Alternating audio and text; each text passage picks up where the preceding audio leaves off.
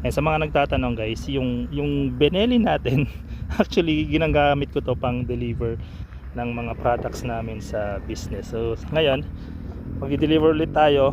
This time meron na tayong lalagyan. Ito, so nag-order tayo ng top box bracket. Yan, nakakabit siya dito sa mismong frame, back frame ng Benelli. Tapos syempre merong backrest. Ito para sa anak ko to kapag umaangkas siya sa akin usually in the morning, para at least may back support. Ayan. Tapos syempre dito na natin ilalagay yung kanyang bag, kasi usually dito ko nilalagay. Yun yung purpose nito, yung bag niya rito, pero mas maganda kung open to. Na-miss ko to. So yung setup ko na ganito, yun yung setup ko before kay Keyway. Sa Keyway natin meron tayong dalawang kahoy dito para support dito sa mga deliver natin. Ito pala guys, this is an artist canvas. Ayan, ito yung itsura ng ride natin sa ngayon.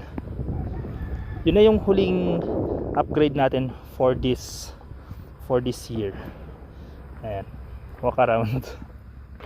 Ayun, so tara sa Trinidad. Time check, it's 2 ng hapon.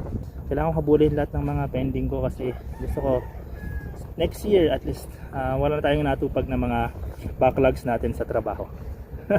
Ayos.